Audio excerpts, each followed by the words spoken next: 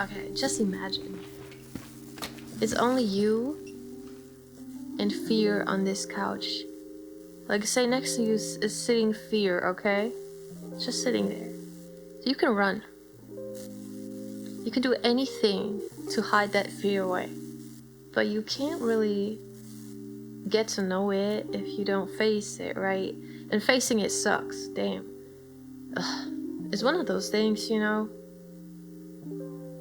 that feels like deep inner work, harder than anything else, and at the same time nobody can see it. It's just awful. But what if getting to know that fear would mean that it makes it smaller, and it makes it approachable, and it makes you wonder why you were ever so fearful about that one thing. And it's not even that big. It's just, I think it's like the first little thing that you gotta jump, Like as a kid when you're standing at the pool and you have never jumped into the pool.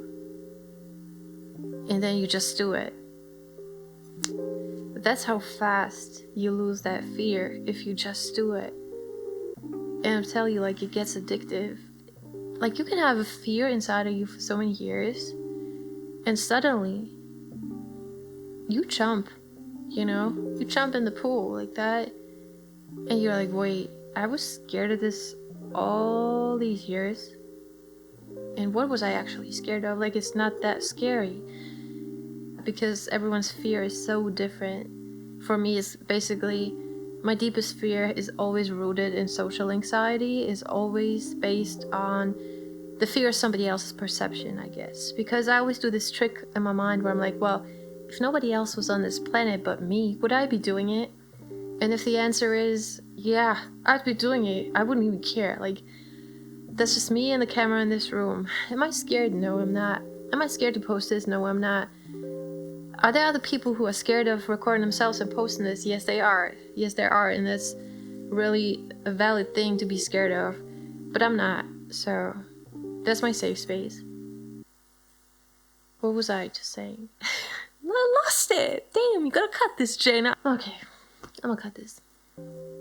Now I was saying, okay, so you're the only person on the planet. And if you just do it, then I guess your fear is the perception of other people and their reaction of whatever you're about to do, you want to do, And this is something that just,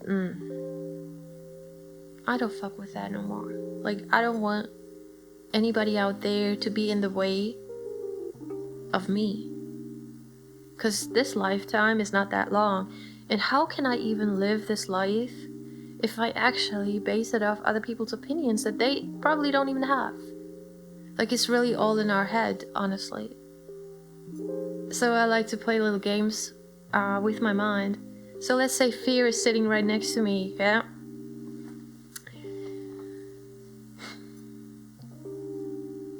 What are we gonna do? We're gonna fight it. We're gonna say hi. We're gonna get to know it. We're gonna befriend it. Can you actually be friends with your fear? Is that possible? Well, you know what? Relationships are not that easy, right? So I think you can. You might have some days where you gotta fight it, but there's some days where you just, damn, like, that's cool. Like, you can actually do the things that you're scared of, and it's not gonna hurt you physically, it's not gonna hurt you mentally on all those days. Some days are gonna be bad, but there's so much beauty in getting to know that fear. And if you do it once, like if you jump into the pool once, you might, well, if you're me, you might want to jump in from a higher spot next time, right? Because it felt so good to just do it. It felt so good to just jump. Not really.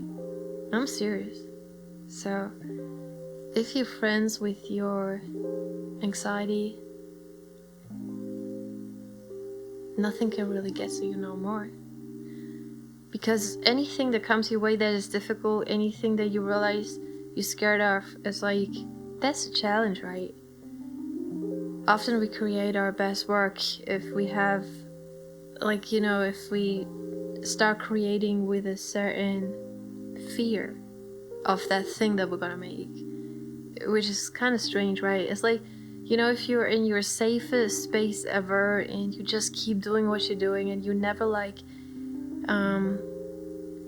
go out of your comfort zone, I feel like there's little growth there, right? You can create forever in that little safe spot, but if you go a bit further, you crack that comfort zone like that, you don't know what happens. Now that's the unknown, that's some other place you've never been to, and everything might go wrong, yes. But what if everything goes wrong? What will actually happen? Well, what if everything goes actually right? That's when you became friends with fear. And you're only going to find that out if you actually step out of that comfort zone. Like if you do something that you've never done before, if you get up and create something that you haven't done before, or go to a place where you haven't been before. It's nothing big. You don't need money to do this. It can be as simple as just walking the street on the other side where you usually never walk. It can be as simple as saying hi to a stranger. It can be as simple as, creating something in a different room. For me, literally, it's like if I go on holidays, I love to take, like if I take the plane somewhere, I gotta have my laptop, I go to a cafe, and I edit. Because somehow, I'm already the worst engineer for myself, but somehow if I go to a cafe and I edit my own music somewhere else, there's something different. It turns out different. Better, usually. So, that's the simplest thing you can do, but that's one of my favorite things I absolutely love. So whatever your anxiety is, it's like, you can take it easy. You can just go and see how it looks, Don't hide it away.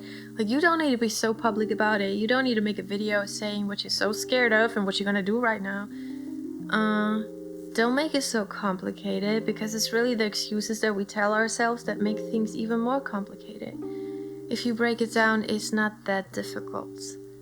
Like, if you're really honest with yourself, what's really holding you back is sometimes not even that big. So you could actually step out and, take it step by step and just do something that you've never done before. It's always this thing where you're like, that's something I actually want to do. Like, that's a feeling you have to it, like, towards that. So if that's the feeling you got, do it. Alright, try it out, give it a try. Like, you might enjoy it. I don't care if you're good or bad at it. Like, if it's something new and you just kind of got to know that fear, it does completely not matter if it's good or bad or whatever. It's like the first test you got. So, like, don't we love to watch people's journey? Like, say somebody said, okay, this is my first video, I'm learning Spanish, and I will share my journey, and this is day number 1, and you completely suck at Spanish. But somehow we love watching these things, like these series where somebody starts something with the goal of, getting better at it. It's simply showing the process of it. Like, it's so simple, but don't we love watching this because maybe something inside of us wants to do the same thing, start something new. And it's like, there's always going to be the unknown that you gotta face if you do something a bit different. But this is not gonna be a bad thing. So maybe we grew up learning that we feel like it's a difficult thing, or sometimes it's like we're being told as kids, you're good at this, and you feel like, oh, this is the only thing that I can do. But you're bad at this. So I'm good at this, so this is what I have to do, but I'm bad at the other thing. But deep down, what I really want to do is the other thing. With my opinions, like, I always tell my daughter, like, she can try out many things. Just because people tell her she's really good at drawing doesn't mean that that's something she has to pursue all the time. She can try out many things. I always encourage her to, like, it's not bad to not be good at something. Just go for it and try it out, because You know those people who are amazing at what they do? Some of them started out really bad, apparently. But it's really the love for that thing that kept them going. And they never stopped. It's really that one thing that sets them apart from everybody else is that they didn't stop. Is that they somehow managed to keep going while everybody kind of criticized them. And certainly, like, if you just keep going every day a little bit further, you're gonna find your path, you're gonna find your way, and it's gonna be the most authentic path that you can possibly find. Now that's what I wanna walk, okay? I wanna walk the most authentic fucking path that I can find. And I really don't care no more. And I'm just so happy for that. So this is why we'll be chatting about facing your fears. Not facing them. It's more like a conversation. Kind of a long conversation with them. And after years of getting to know that fear, it's still gonna be like, you're still gonna have those memories of how scared you were. And there's so much beauty in having met your fears. Like, dude, come on. What could possibly go wrong? What are you fucking scared of? Like, honestly, like, since I've been saying this, I think this is like the biggest reason I started this channel. It's because YouTube is my safe space. But it's also because I have things that I'm extremely fearful of. In the sense of, my body just doesn't work no more, and I get like panic attacks and shit like that, and I for so long had no idea how to work my way around that. So I think in that sense, I'm the right person to, talk about subjects like that, because, as a kid, it's like, what do you do when you have social anxiety that your body just doesn't work like it's supposed to work? And I just had this big, I would say, gap of my inner world and the reality I was facing, and I just could never be myself. Never, not a single time. And in that sense where I was like, I wanted to be free and I wanted to be myself around people, but I couldn't. So I would say this topic is deeply rooted in my childhood, and I just really love nothing more than to attack it in any way. So that's it for today. Alright, take care and see you tomorrow, because I'm uploading every day on here.